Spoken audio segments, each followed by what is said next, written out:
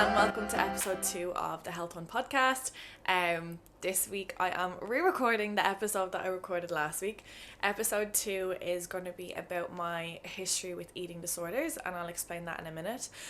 But last week I recorded this whole episode, a whole 45 minutes, and it never recorded. So I am literally double checking the camera and the audio just to make sure that we are all good and still have those red lights looking at me. So I'm going to keep going. I'm recording it in a podcast studio in Bali just to start, because anyone who lives in Bali knows that there's either noise of dogs, mopeds, or some sort of construction in the background. So it's been fun trying to create content here in Bali.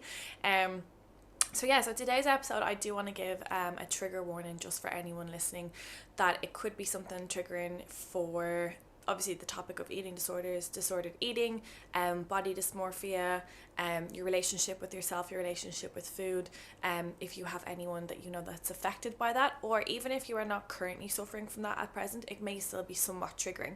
So just proceed with caution. If you're meant to check in with yourself, I suppose, before you listen to this episode, do check if you're in a good headspace today, and if not, maybe give it a pass and listen to it another day, or make sure you have some sort of support network that you know you can talk to afterwards, just to check in with yourself if you are feeling a little bit overwhelmed or triggered in any way. Obviously, I highly recommend meditation and self-soothing with the nervous system and deep breathing for anyone. I suppose I'm going to give a top tip straight away. What I love recommending to clients is the breathing pattern 4-4-8. So if you breathe in for 4, hold it for 4, and then breathe out for 8. So basically you want to be slowing down your breathing, that exhale especially. When you are stressed, when you are overwhelmed, when you are in any sort of like fight or flight state, you're going to have that rapid shallow breathing, and that can escalate then further. So yeah, I'm going to touch on that a little bit more with the nervous system today, and how that feeds into eating disorders, how that feeds into control, overwhelm, anxiety, all that good stuff. And I'm going to take you through my journey from eating disorders, help you understand that I didn't even know I had eating disorders. It wasn't until 2020, the year that we also have PTSD from, that I didn't know. I didn't actually give myself space. I didn't actually like sit with myself and be like, yo, that was actually an eating disorder. So I had different eating disorders, like they kind of molded into different ones or morphed into different ones. So as the goalpost just shifted when I found new ways of control, or new ways of trying to make myself feel better in the moment, and I'll get into that as well. And then I'm going to talk a little bit about diet culture, a little bit about my journey a little bit with body dysmorphia, how that started with IBS. The episode isn't going to be on IBS. I'm going to do that as the next one, I think. But I'm going to touch on a little bit, I suppose, how your health can influence that. And I suppose that is the main aim of this podcast, is really talking about health from all angles, helping you understand and helping you feel empowered and educated at the same time. So today I'm really just going to talk about my journey. So I suppose as a young kid, I would have always been someone who was tall, would have been considered lanky, very skinny, someone with not a bit of meat on me. And I would have always been an active kid. So I suppose like when you're active, anyone knows calories you burn because you actually expend them. So that would have been me. And then it wasn't until, like, I never had issues with my body or anything like that, but it wasn't until like I think when I was the age of 11 or 12, I would have had the first few comments about my body. But what's actually interesting is when I was around, I want to say around 5, 6, 7, I'm not quite sure of the age because it's hard to remember obviously that far back, I actually have memories of throwing my food in the bin. I got in trouble for that in school because what I used to do at lunchtime was, sneaky little bitch, I used to actually put my sandwiches, I used to go to the bathroom first, I used to get tissue, I used to go down to my bag, wrap my sandwiches up in tissue and throw them in the bin and not eat food for lunch. I suppose I can't understand why I did that at a young age. I don't know if it was like I didn't like my sandwiches, I didn't know if it was I wasn't hungry, I didn't know if it was I was trying to control and not eat food at that age. So that is my youngest memory that could be associated with disordered eating, but I suppose I can't really determine that. But I suppose looking back, it could have been a control mechanism that started at quite a young age. I do also remember around then I would have had like addictive or impulsive behaviors. So I used to, like, you know, when you hear things as a kid, like you must touch wood, you must bless yourself when you pass a church if anyone's Catholic. But I remember all these things that felt like an addictive urge and impulse that I would have had anxiety over. And I never knew I had anxiety, literally, even when I had a crippling anxiety disorder, I never knew I had anxiety until I think I was around 21, maybe even 22, until I was in college, and I realised that I was like, whoa, I actually had the language to talk about what an anxiety disorder was and describe what the sensations of my body were. I didn't really understand what that was, because I suppose we have come a long way in talking about mental health and giving ourselves the language to actually be able to discuss it and open up to the people around us. There obviously was a lot of stigma in it, especially in Ireland, but I do think it was global. We're moving in the right direction, but I suppose at a young age I hadn't a fucking breeze what was going on with me. So that would have been at a young age. I would have literally felt like the need to touch wood, like any time something that I felt I needed to touch wood was. So I can't even give you an example. So if something bad was going to happen, basically touch wood, it's going to go away. Touch wood, it's not going to happen. But they were like urges and impulses that like would have caused like severe anxiety in my body, basically. So when I got then to the age of, I think when I said 11 or 12, I would have had a few people bully me over my body. It would have literally been a passing comment. No, not a passing comment, it was a direct comment. I literally was bullied as a child. Throughout the years I would have experienced a good bit of bullying, but never to the point where I couldn't handle it, I suppose. And that's not to say that anyone is weak for not being able to handle bullying or any of that shit. Just my personality and my character, I suppose. I've always found a way through, and even with eating disorders, like I suppose that's why that was so under the radar for me for so long, because I actually didn't realise that I needed help with something, because I always find a way through. And that can be seen as a strength, but it also can be seen as a real weakness because I don't ask for help. So yeah, basically the comment was that if I turned sideways, I would disappear.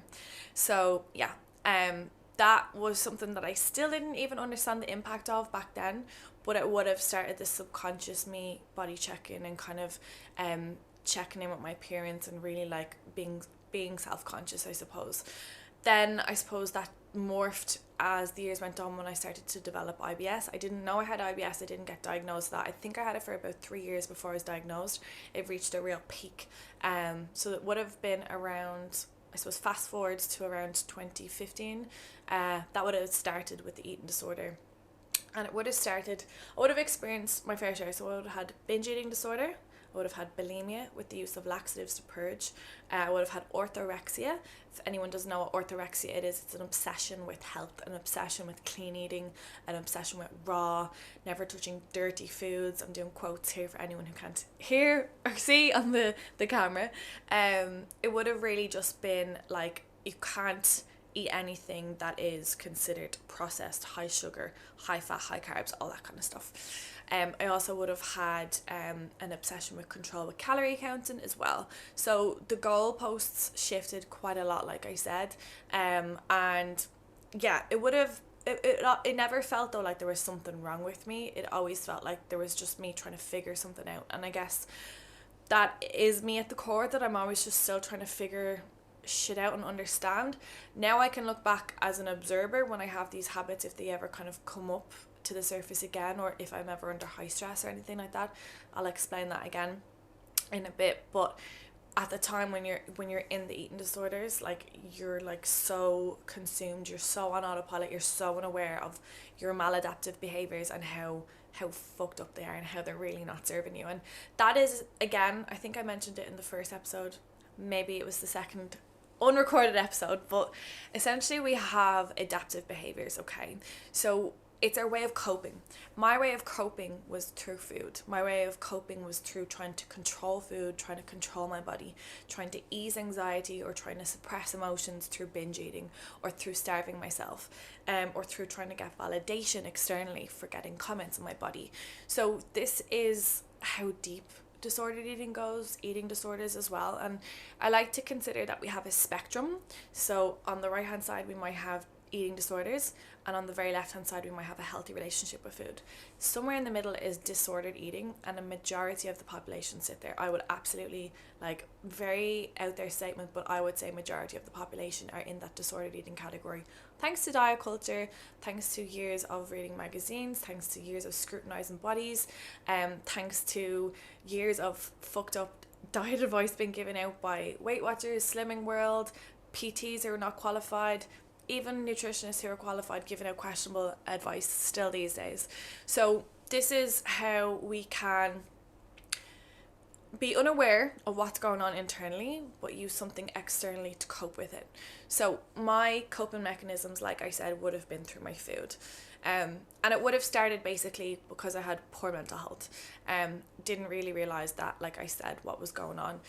So I would have been in college in first year, and basically when you start college in first year, I don't know, well, no, I think it's the same, college, uni, everywhere, you literally are on a budget, student life budget, and you were living it off. Like, when you're going out, you're drinking like €1 cans, you're eating food from the deli, you're having chicken fillet rolls, you're having taco chips, you're having cheesy garlic chips and kebabs on nights out, McDonald's, Eurosaver menu, the lot, and you're not eating any sort of healthy food.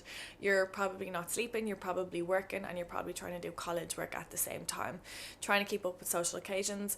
Like, I honestly feel stressed thinking about how I used to do what I used to do. I used to literally go out, I used to work, first before I worked in the hospital, I used to work in a pub 2 or 3 nights a week. So I would have been staying up until 1:30 or 2:30 in the morning, getting up for 7 o'clock in the morning for 9 o'clock lectures, doing a full day of college, fit in the gym in somewhere, then somewhere going out, or else socialising or doing college work again.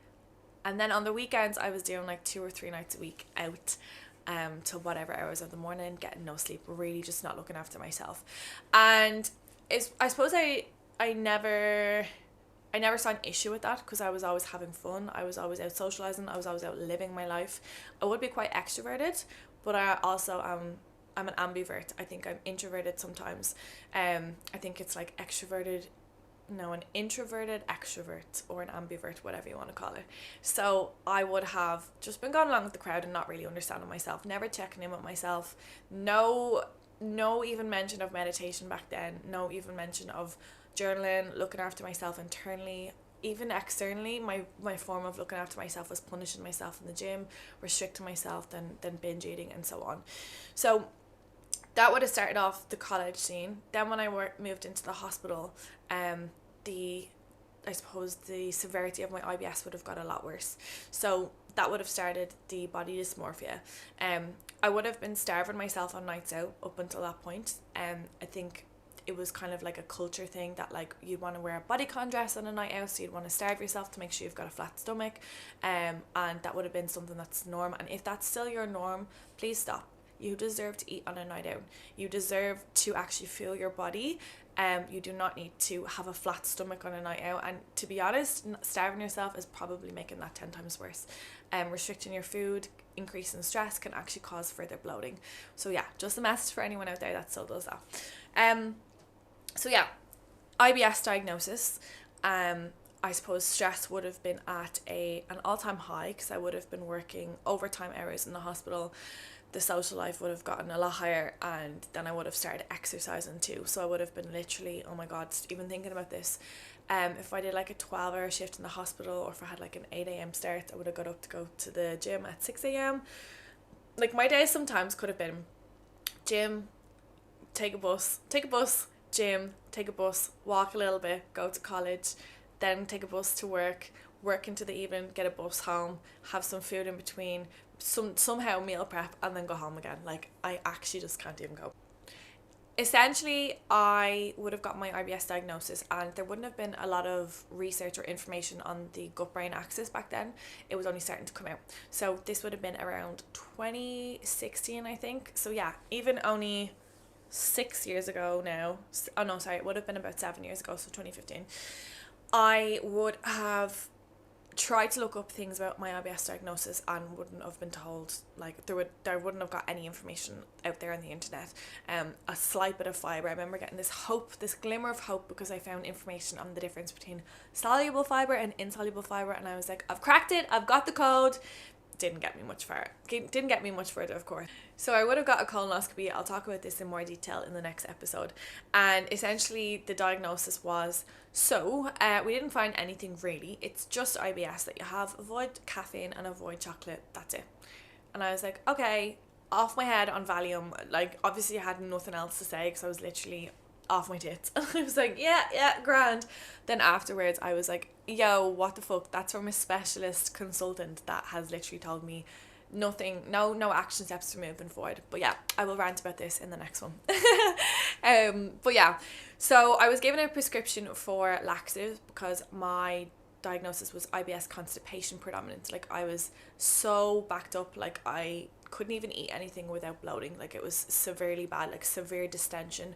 There's a difference between bloating and distension. Like, distension is like literally like past 9 months pregnant, if that's a thing, with severe discomfort and pain and cramping and feeling so uncomfortable, a lot of water retention, a lot of inflammation. So with your body image, it's not just about how you look. It's not about how you look, it's about how you feel about how you look.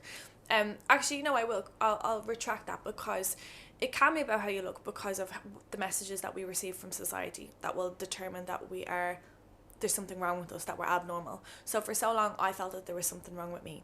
So I felt that there was something wrong with me because of how I looked, because of, obviously, I had undiagnosed health conditions, because of how people treated me, because I didn't feel like I fit into certain friendship groups, or I didn't feel like I fit into certain jobs. I didn't really know what the fuck I was doing with college, and because the course I was doing I thought was going to be like biology focused on the human body, when it was biotechnology. I had failed for physics and chemistry, and my whole life was a mess.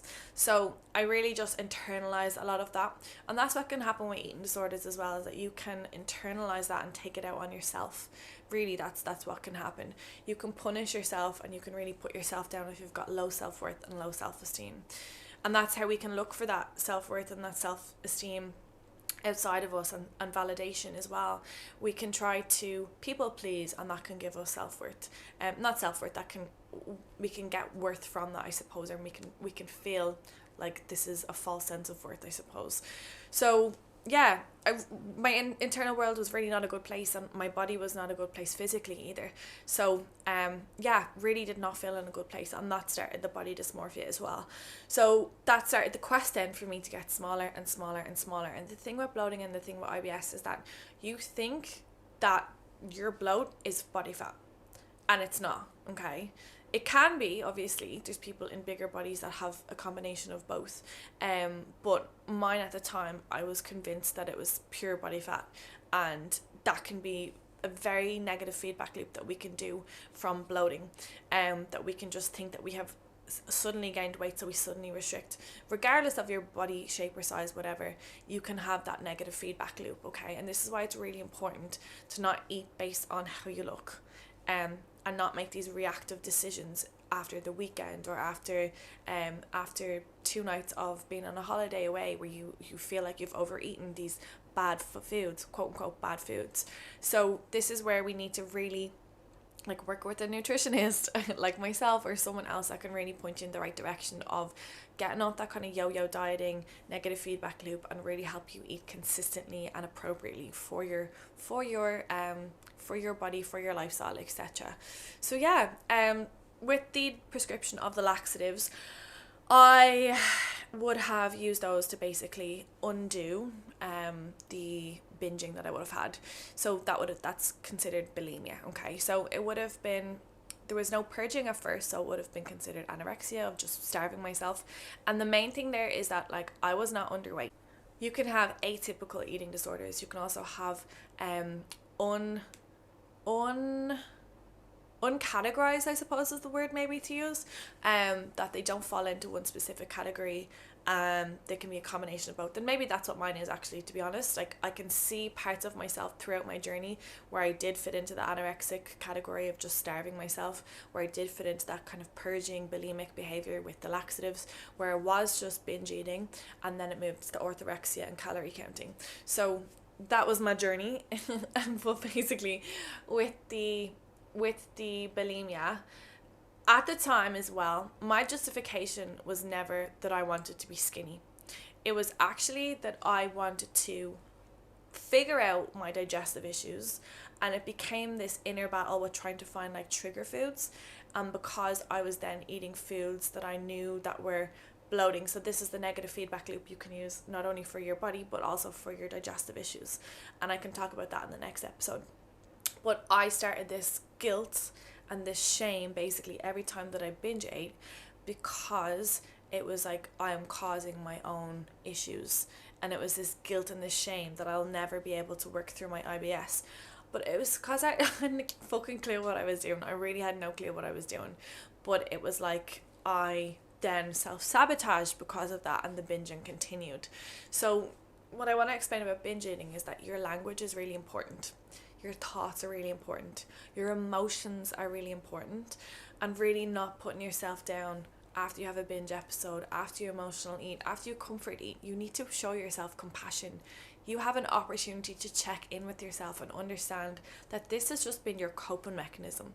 This has just been a way that you have actually learned to cope to date, and you can develop new coping mechanisms that are healthier, that are more adaptive, that are actually going to help you move through things and process things, rather than suppressing them, ignoring them, and hoping that they go away.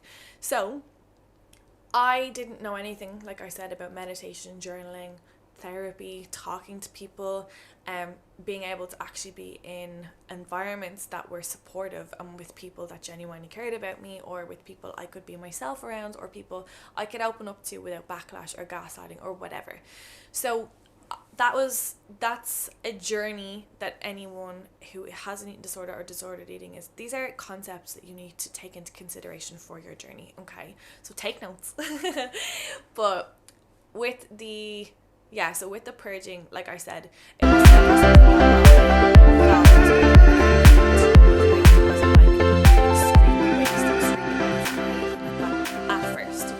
at first it was really just about the food that I wanted to undo to make sure I didn't get constipated again, because the constipation was so bad you don't even know, like, oh my fucking god.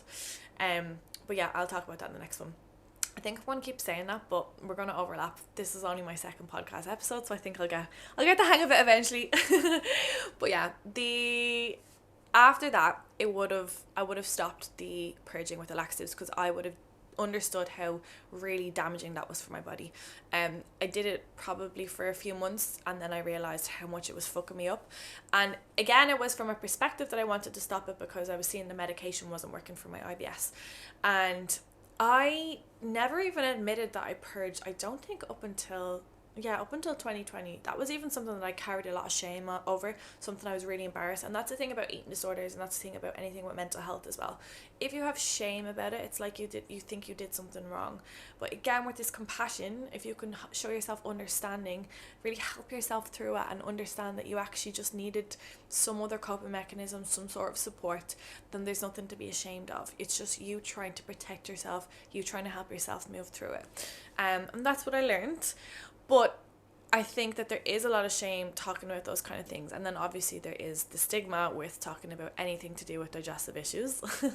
So yeah, but I moved over to just a binge eating disorder that I felt so severely out of control. And for anyone who has never experienced a binge eating episode or hasn't seen anyone in their close circle, it is essentially a binge. Okay, so I want to explain a binge. A binge is something that you feel so out of control. How I would describe it is an outer body experience. Okay, so people think that having a binge is like going to the shop for a munch, and you kind of buy like a load of chocolate or ice cream or crisps or jellies or whatever, and you just kind of just eat mindlessly. Okay, that's not a binge.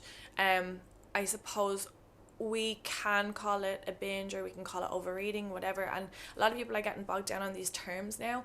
And what I want to help you understand is the concept of overdoing something. So say like binge drinking. You're not an alcoholic because you binge drink necessarily, okay? And you don't have an eating disorder because you binge eat necessarily, okay? But it can escalate to that. And I want to give you the example of anxiety. So you can have anxiety, you can experience anxiety. It's a normal feeling, it's a normal reaction, okay? But it doesn't mean you have an anxiety disorder. So to bring it back, you can binge eat, but it doesn't mean that you have a binge eating disorder. So I just want to differentiate that for people. So it really is an out of body experience where you have these overwhelming bodily sensation. It's very physical. It's not just in your head. Obviously your mind, you are consumed by the food. Your mind is on overdrive, but it's a very physical impulse or urge basically that people have with the binge eating disorder have to learn to ride the wave or to self-soothe or to really help themselves move through that. It's like we can feel that something is so overpowering and so uncomfortable that we're not able to cope. So we need to act on it. There's that urge, that impulse, okay? And this applies for any sort of addiction as well. Disney, drug addiction, sex, gambling, etc. It's to do with your inner world. It's to do with the state of your nervous system. And it's really not always just about the drug of choice, okay? So food was my drug of choice. It doesn't mean that I was addicted to sugar. That's a myth that a lot of people think. They think they're addicted to sugar when sugar is not addictive. You're addicted to the feeling that it gives you. You're addicted to the self-soothing. You're addicted to the dopamine, okay? It doesn't mean that sugar is addictive. So this is where working through trauma, working through your mental health, working through easing your nervous system, getting yourself out of autopilot, working with your thoughts, everything like that can really help you move through an eating disorder or any sort of addictive disorder or any sort of addictive behaviors that you have, okay? So yeah, after the binge eating, I would have discovered calorie counting. So up until this point, my mechanism of control was uncontrollable, so I felt even more out of control, if that makes sense. With calorie counting is like you are handing someone with an eating disorder and a method to control and to continue their eating disorder on a silver platter, okay? This is not to say that calorie counting causes eating disorders. There is room for calorie counting, not if you have an eating disorder, not if you have a history of disordered eating. I really do think that anyone with an eating disorder should learn how to eat intuitively. I really do think that everyone should learn how to eat intuitively. I think there's a big difference. People seem to think there's a big difference and there's a big divide between people who calorie count and people who intuitively eat. They should go hand in hand. You should have education on calories, but not to the point where it's crippling you, you're consumed by it, and you have a poor relationship with food. You should also know how to eat intuitively and understand the factors that go into that as well. It isn't just a free-for-all. It isn't just you hitting the fuck up button, eating whatever you want, whenever you want.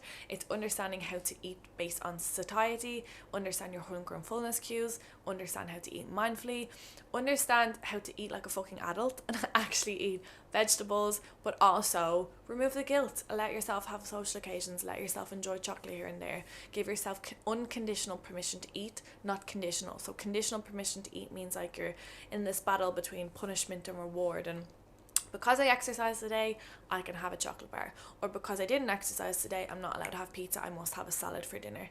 This bargaining, okay? So I'll get into this another day in an episode about relationship with food, a little bit more in diet culture as well. So when I started calorie counting, I didn't eat an appropriate amount of calories because I was eating based on, I was terrified to eat anything close to 2,000 calories. So I remember looking back on my FitnessPal one day where I ate literally no carbs, no fats. It was all protein and all veggies. And my calories for the day were like 1,200 calories. Like 1,200 calories. I'm pretty sure my maintenance, I actually don't know what my maintenance is. I haven't counted calories since 2017. So I couldn't really tell you what my maintenance is because I eat intuitively and I don't need to. But anyways, it was very, very low. Very, very, very low for me. And I obviously wasn't surviving. And what happens with your metabolism is your body's not fucking stupid, okay? If your body has a continuous deficit of energy that's not coming into your body, it's going to adapt somehow, okay? It's going to make adaptations and it's going to shut down certain processes that aren't essential to survive. So my menstrual cycle was gone, my mental health was fucked, my gut motility was worse, meaning my constipation was worse. So everything slows down. I felt lazier, I felt more lethargic, I was falling asleep during the day, I was addicted to caffeine to keep me going. I remember having like a can of Monster and 3 cups of coffee in one day, and I actually considered a pre-workout as well. Like, whoa bitch, way too much. I actually don't drink caffeine now because I really do see it as a sign of energy a lack of energy availability. So I understand, like, maybe I'll go through a phase where something's out of my control and you need to stay up a little bit later, or I'm traveling or whatever, and I do allow myself to have a bit of caffeine. But if I notice myself opting for coffee like 2 or 3 days out of the week, I'm like, okay, well, what's going on here? What's my sleep like? What's my stress like? And so on. So yeah, eating calories would have started that journey with low calories, would have moved on then to do a challenge. I would have done a fitness challenge with well-known, in Ireland anyway, well-known personal trainers / questionable nutritionists. And basically I did an 8-week challenge and I just wanted abs. I really wanted abs. So to that point I would have had a lot of inflammation, a lot of body dysmorphia, a lot of I would have felt a lot bigger. I would have had a lot more weight on me. I would have been like my heaviest that I had ever been throughout those kind of 2 or 3 years. And my body would have been severely unhealthy. I would have been wouldn't have been over exercising at that point, just over drinking, not sleeping, binge eating, not eating any sort of nutritious foods, and really poor mental health, all that stuff that I explained. Then I would have started moving into what I considered to be healthy.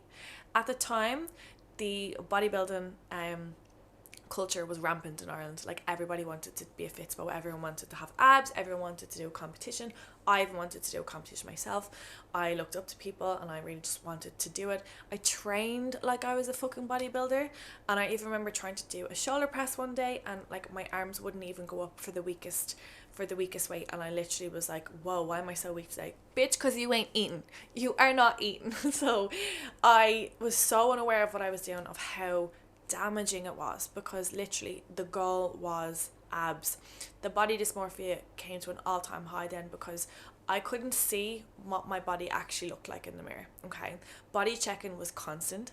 I constantly took pictures because I was thinking I was going to have this after picture. When I was taking the pictures, they were before pictures, so I thought I was going to get an after picture that was going to look different. Me thinking that the before picture, that there was anything wrong with that. The only thing wrong with it was my fucking mental health, and how underweight I was, and how lean I was as well, and unhealthy I was. So the end of this 8-week challenge came, and I was so excited because I was going to have abs. I was going to have the after transformation picture that I wanted. I was going to be amazing. I was going to get all the compliments. I was this, that and the other. 8 weeks of actual deprivation and torture, and I reached an all-time low at the end of that 8 weeks. I was severely unhappy, I was depressed. I had depression at that point. And that for me was like an epiphany or a light bulb moment, that I realised that actually didn't help me at all. That made me worse. Then I did start a kind of binging journey a little bit again, but I would have started to relax that summer. I actually would have started to look after myself a little bit better. Now what I actually did was, in that mindset, was that I was going to do a bulk. I was going to do a lean bulk, whatever the fuck that means. But I was trying to gain a little bit of weight but still controlling it. Basically what happened was I started to have a little bit more fun. I started to relax a little bit more. I started to look into my mental health a little bit more. I started to try and support my IBS a little bit more. I started to try regain my menstrual cycle as well. I had no period for a year up until that point, and I tried to look into what I needed to do for that. So the goal of gaining weight for your period and then a lean bulk were kind of going hand in hand. I wasn't actually doing it to the point that was probably meant to do it. I was still probably under eating a little bit and over exercising a little bit, but I did managed to get one period back. Remember the first time I got it, I was like, what the fuck, what is this? I was having sex at the time and I got my period and I was like, whoa, what is this? And he was like, what the fuck? And I was like, what the fuck? And he was like, are you okay? Because of my reaction. And I was like, that's not meant to happen. But yeah, that was a funny memory. But anyways, I didn't get my period back straight away, but that would have started then to try and investigate my diagnosis of PCOS. Then I did reach a point where in that summer, I decided I wanted better. I decided I wanted to change my whole fucking life. That was 2017. When I got my PCOS diagnosis, it was the weight lifted off my shoulders. It really just helped me understand what was going on with me. Now, I still at that point didn't realize that was all eating disorder, but with PCOS, anxiety and depression are side effects of, or symptoms of PCOS, okay? So interlinking my mental health and the eating disorders, the symptoms that I would have felt. Still unaware, like I said, that I was trying to control it all through food. It gave me some sort of explanation for why I was feeling the way I was. And like I said earlier in the episode, I thought there was something wrong with me. And at that point I was like, holy shit, there's actually not something wrong with me. I actually have an explanation for why I am the way I am. As if there was anything wrong with me in the first place, but like that was my thought process. God love me, God bless me. At that time, my inner world was not a good place, okay? My self-worth was just not good, but that's when I started self-development. That's when I started listening to podcasts. That's when I started listening to audiobooks. That's when I started to slow down. That's when I didn't start to meditate until 2018. But that's when I started to look into things, expand my mind, expand my world, really just get outside of that narrow narrative that I had created of my world and who I was, expand my identity, and really just start to think outside of the box of the conditioning that I had up until that point. And I started to listen to podcasts on the anti-diet movement, and at first listening to them I thought they were a load of bollocks. I literally was like, this bitch doesn't know what she's talking about. Of course calories matter. And subconsciously that got into my brain, because a few weeks later I stopped calorie counting and I moved into intuitive eating. And it would have been the health at every size movement that I kind of would have started listening to. And again, I'll go into these topics on another day about diet culture. But it really would have helped me. It would have helped me understand the bigger picture of health does not equal a size, okay? I was my leanest, my skinniest. Looking at me, you would think I was the fittest, the strongest, the healthiest version of myself. I was not. I was physically, mentally, spiritually, emotionally deprived, depressed, anxiety, like really, really low self-worth. No inner peace at all. My inner world was so noisy, was so overwhelming all the time, all consuming. And I would have been crying. I would have been in work crying. I remember I worked in a kind of medical storage room, and I used to just cry by myself. I went to the doctor. I sought counselling through college. I would have been able to get free counselling. It took me so long to go into that office and actually ask for support, because like I was self-stigmatizing myself so much. But yeah, that would have been my journey. That would have been how I moved through it all. I would have learned to release control. I would have learned to bring my validation and my worth internally. I would have learned to leave friendship groups that didn't serve me. I would have left jobs that didn't serve me. I would have really changed who I follow on Instagram. I really changed everything, because I cannot stress enough how much your environment can influence you. Your environment can be something that perpetuates the cycle that you're on, or it can help you get off the fucking hamster wheel. So yeah, I hope you enjoyed this episode. I suppose to close, for anyone who has issues with their body image, body dysmorphia, eating disorder, disordered eating, relationship with food, even if it's a light issue or a heavy issue, like, you can seek support. I used to think that any issue that I had wasn't bad enough that I needed to seek support. And this is the thing, that a lot of us don't value getting support because we don't see that there's a physical need, such as someone who's hospitalized for an eating disorder. So what we need to understand is that we deserve a better quality of life, okay?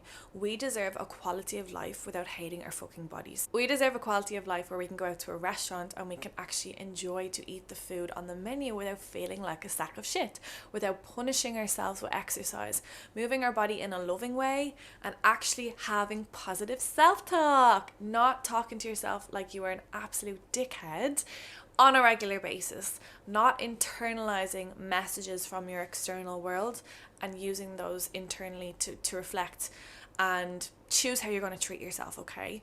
I want you to understand and take away from this podcast that your conditioning to date may be the reason why you treat yourself like the way you treat yourself today.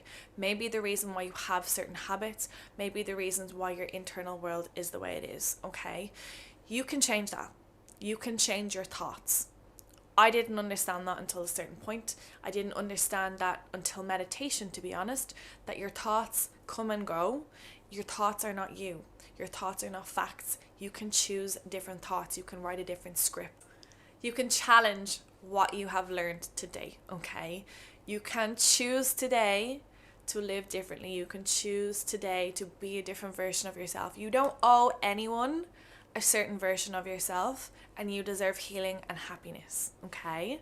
Just want to really emphasize that you deserve healing and happiness, okay? So yeah, to close, I just want to mention how important it is to look after your mental health to support your physical health. Like I said, I will discuss further on my mental health journey, mindset, all that good stuff. But the nervous system is so important with eating disorders. You need to learn to self-soothe. You need to learn to process trauma. You need to learn how to deal with uncomfortable feelings. You need to learn how to process emotions. You should really, really start meditation. It helps with your inner world so much. It's not about becoming an enlightened hippie. It's about calming your nervous system. With eating disorders, we think we need control, but what you actually learn with time is you can learn to release control altogether. Okay, that is the major thing, is that you don't actually need to control. You can surrender, you can let go, you can let life happen, but you can also lead the way. And you can also have trust in yourself, have trust in the universe, whatever it is that you believe in, and really just help yourself move forward. You can also get help to move forward as well. So yeah, I hope you learned something from this, if not for yourself, but for someone else that you can hopefully share this with. It's a family member, if it's a friend, if it's a colleague, please share it far and wide so people can understand. Like I said, I did not know I had an eating disorder. I did not know I had multiple different types of eating disorders. I did not know that there was so much I could fucking do to help myself with my disordered eating, with my internal world, with my mental health. I really hope you get immense value from this. Like I said, please share. Please leave a review if you really enjoyed it, if you got value from it. I cannot wait to hear the feedback from this, and I really want to hear all about your journeys as well. Hopefully you can subscribe. Hopefully you stick with me for episode 3. And yeah, bye.